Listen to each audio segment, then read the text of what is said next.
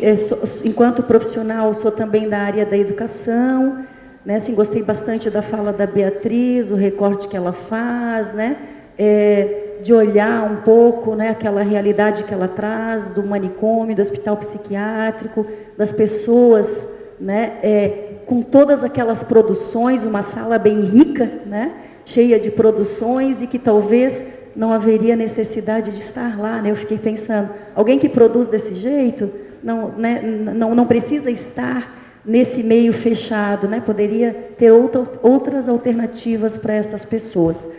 Mas senti falta, assim, fiquei curiosa, Beatriz, e aí a pergunta, de poder estar pensando atenção psicossocial na educação básica, no ensino regular, né? A gente tem aí na psicologia a questão da medicalização da criança, do adolescente, né? Nós temos aí uma briga grande com as dislexias da vida, com o TDAH, com a dependência química, né? Temos a demanda da educação especial, também com transtornos psiquiátricos, com transtornos mentais, enfim, uma série de questões que permeiam na educação básica, sei do programa, né? Saúde na escola, enfim, que outras coisas, né, dentro da educação básica a gente tem para poder estar pensando o nosso tema hoje. Eu trabalho no Hospital de Custódia e Tratamento Psiquiátrico aqui de Florianópolis. Infelizmente, só temos um no estado. É uma grande dificuldade. E, assim, o que nós mais sentimos em relação à pessoa, ao portador de transtorno mental, que são os nossos pacientes do Hospital de Custódia, está fazendo falta, e muita falta, até eu peço a Cecília que dê esse apoio. O CAPS de São José já está há muito tempo prometendo que vai entrar em funcionamento e até hoje nada. Outra coisa, por que não temos ainda o CAPS 3 aqui em Florianópolis?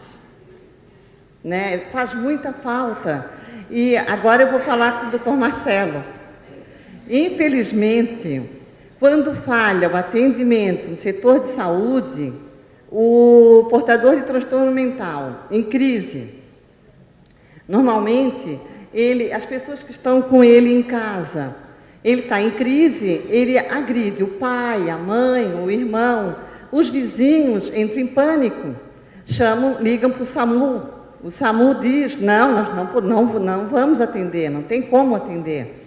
Aí os vizinhos chamam a polícia, vem o PM, com toda boa vontade, mas infelizmente não está capacitado para atender essa pessoa.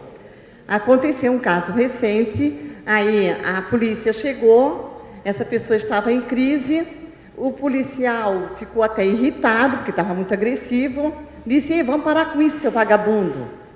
Ele já em crise, entrou dentro de casa, pegou uma faca e foi em cima do policial, não chegou a agredir o policial. O policial faz um BO, aí o judiciário aplica, não absolve da pena e aplica a medida de segurança. Ele vai para o nosso hospital. A mãe chega em pânico, pelo amor de Deus, meu filho não pode ficar aqui preso, porque lá é hospital e prisão. A mãe, pelo amor de Deus, meu filho precisa de um tratamento no hospital, não ser preso. Mas o policial fez um BO e foi um crime, ameaça, né? Até podia ser de morte. O que aconteceu? Quando falha, os vizinhos chamaram o SAMU. O SAMU disse que não ia. Então, quando falha a saúde, respinga no judiciário. Então, é grande o número de pessoas que estão chegando pela Maria da Penha, por omissão da saúde, que no momento de crise o portador é um doente. Então, infelizmente, pela falta de um atendimento, no caso seria o CAPS 3, seria uma grande solução. Está respingando no judiciário. E aí, o nosso diretor do hospital está sendo ameaçado de prisão, porque ele diz não tem mais vaga. Então, que reforma psiquiátrica é essa? Que querem fechar os hospitais, nós estamos passando para o hospital de Custódia. Ele está sendo mais punido, né? Porque por ser doente, está sendo enquadrado na Maria da Penha. Então, eu gostaria que o doutor Marcelo, junto aos juízes e também ao setor de saúde, que faça o seu papel, que seria o CAPS 3. Eu concordo com tudo que tu falastes, né? Mas só para passar 2 dados para ti assim interessantes, né? Não sei se todos sabem o que é o hospital de custódia, né? Quando a pessoa precisa de uma medida de segurança, ou seja, ela tem um problema mental que ela é inimputável, quer dizer, ela não responde pelos atos, né? O juiz pode aplicar uma medida de segurança. Né? E aí a pergunta que eu faço, o adolescente, vocês sabem que pode cometer ato infracional, né? Se um adolescente tem problema mental e pratica um ato infracional grave, né? Um homicídio, por exemplo, né? Um roubo qualificado, qual é a instituição do Estado para que ele é encaminhado? Alguém sabe me dizer? Não. Né? Mais o São Lucas. Não, mesmo São Lucas, porque o São Lucas não é para atendimento psiquiátrico. Nesse momento. Né? Não, assim o caso de um homicídio, né? Sim. Pelo homicídio. Mas aí você vai misturar um adolescente que não tem problema mental, que praticou um ato infracional, com um adolescente que tem problema mental, né? Que praticou também um ato infracional, né? Então teria que haver, como existe o manicômio judiciário, né? Teria que existir uma instituição específica no Estado para esse adolescente que tem um problema mental e praticou um ato infracional grave, né? Claro, senão o tratamento pode ser ambulatorial, tem uma série de outras possibilidades, né? Então a situação é um problema que é amplo, assim, né? Mas eu concordo com tudo que tu falaste, a questão do acabar virando um caso de polícia, uma questão que às vezes poderia ser resolvida no âmbito da saúde. Certo, seria isso. Obrigada pela atenção. Sabrina, responsável técnica pela área da saúde mental da população indígena. Primeiramente, gostaria de cumprimentar as colocações feitas pelos colegas da mesa, todos muitíssimo importantes, muitíssimo rico, foram felizes na programação, né, dessa diversidade. Em especial, quero considerar a fala da coordenadora de saúde mental do Estado de Santa Catarina, a Maria Cecília, que muito tem contribuído nessa escuta à comunidade indígena no Estado de Santa Catarina. Então, foi a partir disso que se deu inserção nos diversos segmentos e avanços no serviço da saúde indígena dentro do Estado de Santa Catarina. Então, eu quero fazer um comentário também especial também ao Dr. Marcelo com relação à cultura indígena. Não vamos falar de outro estado, vamos falar de Santa Catarina. Tudo isso que você colocou, em primeiro lugar, essa deficiência nos profissionais, nas equipes, essa limitação no número de profissionais, deficiência como limitação no número de profissionais que nós temos, né, nas equipes, a não qualificação, a não compreensão do seu território, da sua área de abrangência, e também a questão, somada a tudo isso, a questão de uma cultura que você não conhece.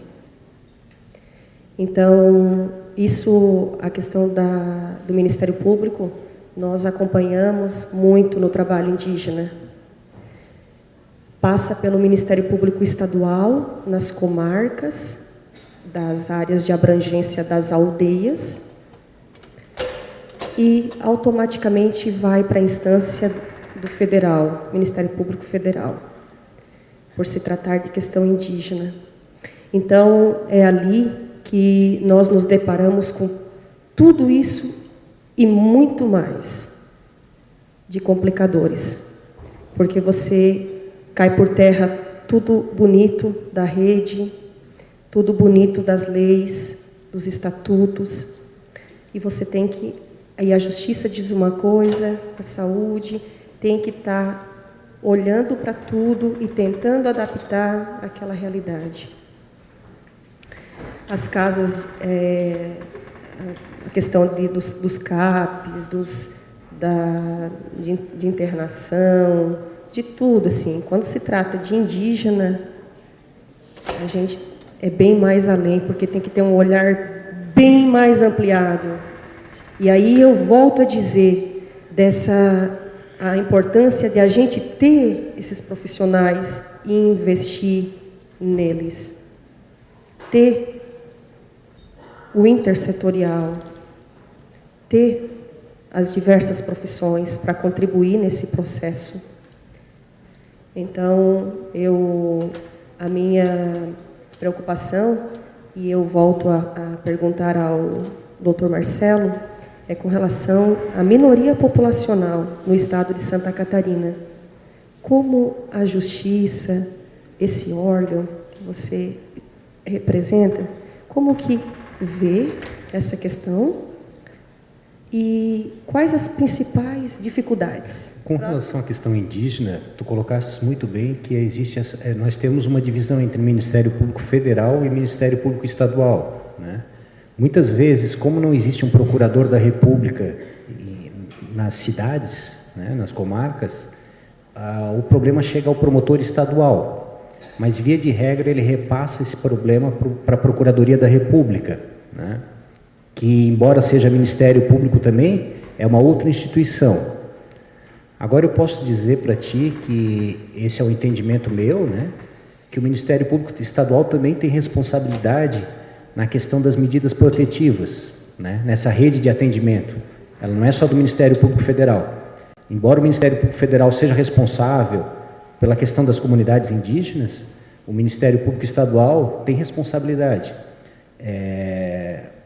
Eu estava ontem com a representante ali da Secretaria de Educação, né, e a gente estava numa audiência, eu já estou virando habitué aqui da Assembleia Legislativa. A gente estava numa audiência pública sobre as comunidades quilombolas, né? E eles retrataram os problemas na área da educação em relação a essas comunidades, né? E eles me passaram um conhecimento que eu não tinha, né? Da necessidade de especificidades, né? Não dá para tratar a questão da educação dos quilombolas da mesma forma dos não quilombolas. E eu acho que a questão da saúde entra por esse mesmo caminho, né? A gente sabe, por exemplo, de alguns problemas que são específicos da comunidade indígena, que às vezes são retratados em jornais, às vezes até com certo preconceito, né? Então, eu acho que o Ministério Público tem que estar sensível, o estadual, inclusive, né? Não para a questão territorial, que seria federal, invasão de terras, indígenas, etc.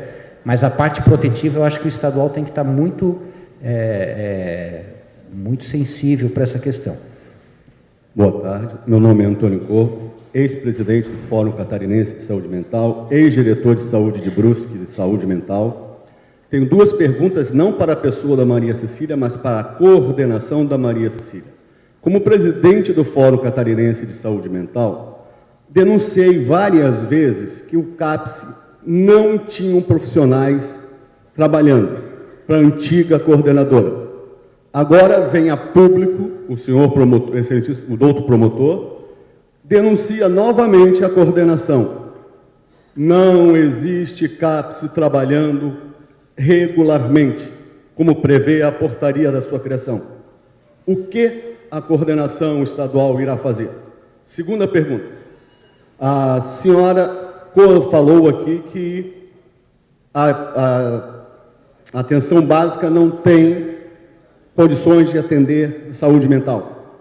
Lembro-me bem que nos idos de 2003, 2004, está aqui a companheira Marielle, quando era ainda a inerte coordenadora, nós criticamos a abertura descomunal de CAPS e não a continuação do programa de saúde mental na base, Qual foi a postura da coordenação e qual é a postura da coordenação hoje? Segunda, uma pergunta para a Secretaria de Educação. Por que os NEPs não estão funcionando? Segunda pergunta também. Qual é a preocupação da Secretaria da Educação com a política de saúde mental dos seus trabalhadores?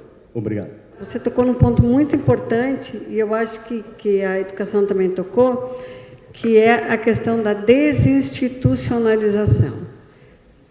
É um ponto bastante difícil, porque tem o que é desinstitucionalização? Eu acho que a categoria, os profissionais da psicologia têm sido grandes parceiros nossos no sentido de trabalhar com a desinstitucionalização. Mas vejam bem, as pessoas eu agora fazendo uma crítica, eu acho que procurando responder, nós temos hoje no Estado muitas pessoas institucionalizadas. Nós temos o Centro de Convivência Santana, mais de 200 pessoas ainda institucionalizadas que perderam qualquer vínculo com familiares, vínculos sociais, que precisam sair de lá para os pontos de atenção da desinstitucionalização. Acho que é um pouco que você colocava, que são as residências terapêuticas, os serviços residenciais terapêuticos, principalmente, que seria um local onde essas pessoas poderiam viver em liberdade e em sociedade.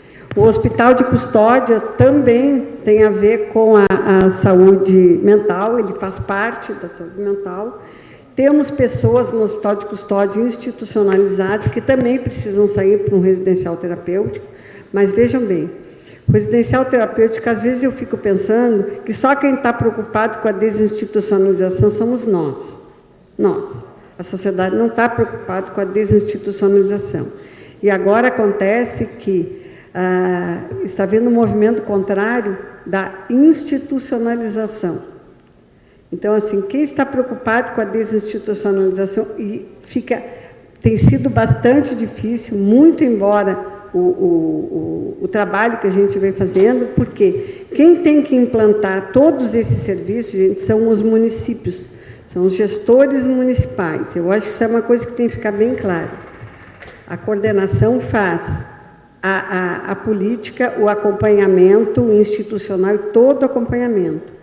Mas tem alguns pontos de atenção com muita resistência ainda dos municípios. A nova portaria do residencial terapêutico que veio com um substancial financiamento para ver se os municípios se propõem a criar seus residenciais terapêuticos, que nós ainda temos poucos no Estado. Com relação ao CAPS de São José, nós temos 2 CAPs, o 2 e o AD, que finalmente, você tem toda a razão quando você fala nos CAPs de São José, que finalmente foram construídos, estão prontos. O CAPs AD, o CAPs 2 de São José, provavelmente na próxima semana, a gente estava esperando os profissionais que foram selecionados por concurso assumirem. Finalmente, eu quero comemorar também, junto contigo, e comemoraremos junto, a abertura e começa o início dos 2 CAPs de São José, o 2 e o AD.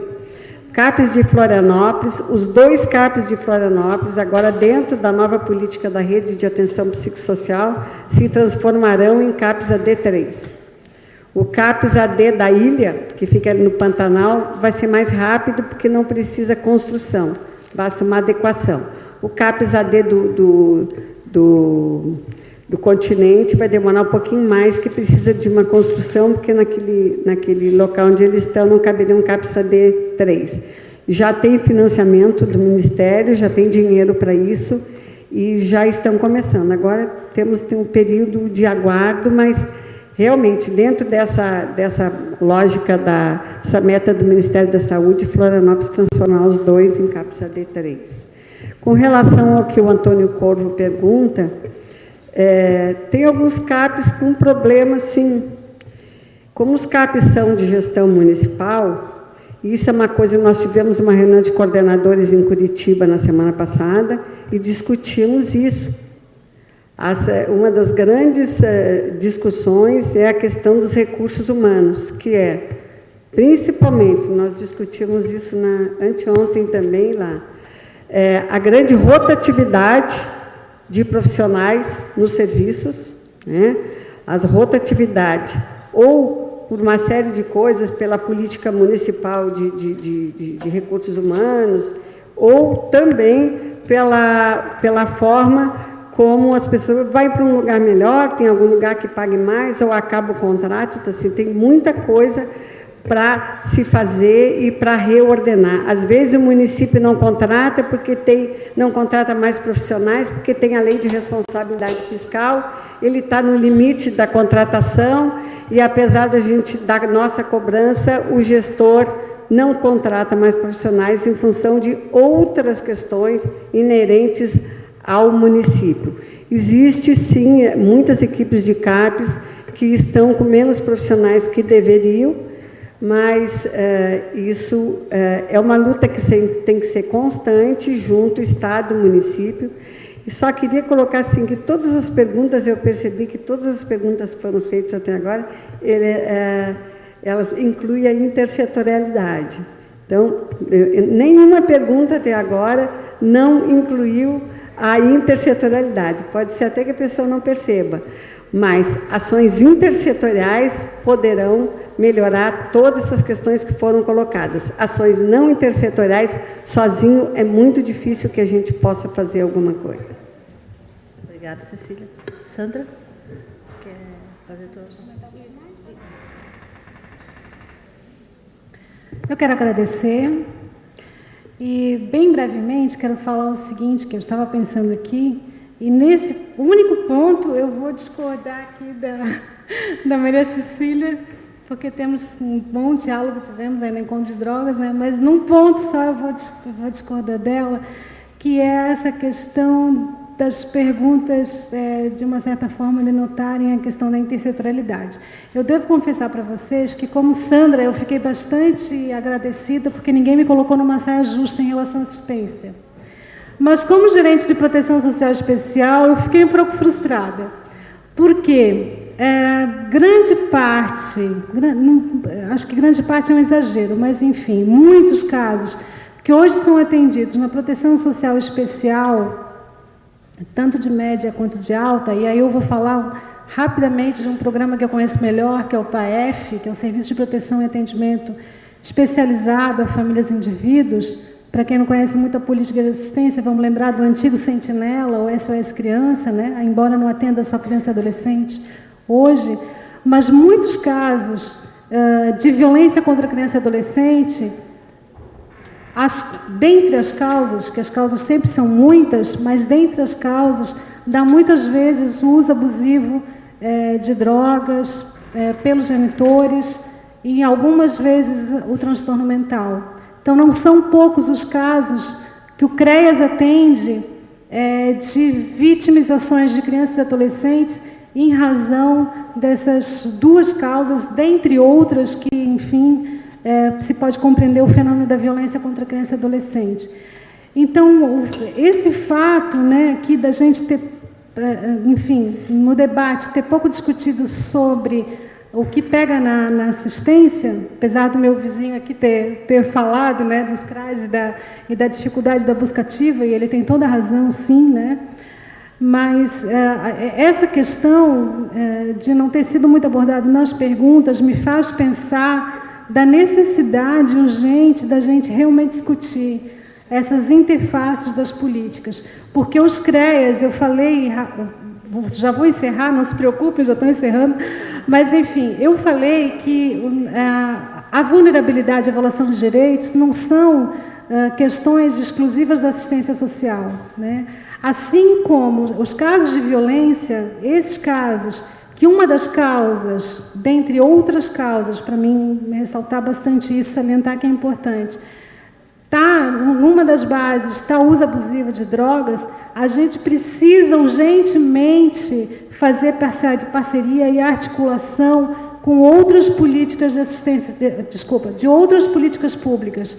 A gente precisa articular para a gente conseguir, por exemplo, não acolher um adolescente. Teve um caso de uma adolescente que teve que ser acolhida institucionalmente porque a única pessoa que cuidava dela, que era possível cuidar, era uma mãe que tem transtorno mental. Então, se a gente não tem essa interface com a saúde, com as políticas de saúde, a gente não conhece, não consegue. A gente não consegue superar aquela vulnerabilidade que leva a um risco e que leva a uma violação de direito. Assim como a gente precisa das outras políticas setoriais, aí, enfim, as educacionais, Justiça e Cidadania, o Ministério Público, enfim, outras políticas também, né? Então, acho que esse fato que aconteceu aqui responde a essa necessidade da gente necessariamente, urgentemente, emergencialmente, a gente tem que discutir a questão da intersetorialidade, da rede, enfim. Então, eu agradeço a oportunidade, né, em nome da Secretaria, quero parabenizar o encontro, espero que muitos outros tenham aí pela frente. Obrigada. Obrigada, Sandra. Beatriz? Então, tenho aqui 3 questões e mais uma anotada, na realidade 3 dessas questões, ou 2, elas estão relacionadas. Então, começando o que a Jaira colocou a respeito de que outras ações a Secretaria de Estado de Educação vem apresentando referentes à atenção psicossocial na educação básica. E aí eu acho que caminha também para que o Antônio questiona por que os NEPRs não estão mais funcionando nas escolas, e um pouco do que a Senir deixou por escrito aqui, sugerindo um trabalho de articulação de prevenção, para que não haja necessidade de se ofertar escolarização dentro de instituições socioeducativas, que o trabalho seja feito anterior para que esses meninos e meninas não cheguem a ser internos, né, dessas instituições. A gente reconhece como legítimo e de extrema importância tudo que vocês levantam aqui. Então, o que eu posso falar a respeito disso? O NEPRE, que se chama o Núcleo de Educação e Prevenção, hoje ele é colocado como uma política da Secretaria de Estado de Educação. Recentemente foi produzido um material e bem recentemente, mesmo há um mês atrás, houve um encontro na Secretaria de Educação, onde vieram participar pessoas das gerências regionais de educação, representando das gerências regionais de educação, de algumas escolas das regiões mais próximas de Florianópolis, exatamente no sentido de implementar e revitalizar a questão dos núcleos de educação e prevenção, que é uma política de que em cada escola haja uma equipe envolvendo toda a comunidade escolar para se trabalhar a questão da prevenção das violências a partir da sexualidade, do uso de drogas, de comprometimento de saúde mental. Então, se tem essa vontade das pessoas que trabalham diretamente com isso e de que isso seja prioridade dentro da Secretaria de Educação. Porém, nem sempre aquilo que a equipe técnica e a equipe gestora entende como prioridade, necessidade e reconhece como necessidade da sociedade como um todo, entra numa agenda de prioridade dos gestores que têm poder de decisão, plano de governo ou até mesmo dirigentes e gestores da secretaria. Mas existe esse esforço e esse movimento de que na educação básica, por intermédio dos NEPRs, se trabalhe com a atenção psicossocial, com a questão da prevenção das violências e se reconhece o quanto a educação tem que se envolver nesse processo. Nesse encontro que houve em torno de um mês atrás na Secretaria de Educação, eu não lembro se o doutor Marcelo participou, mas do NEPRE, né?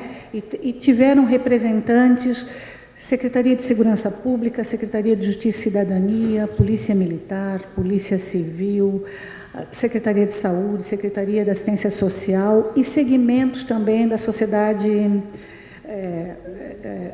civil organizada, para que juntos e num trabalho articulado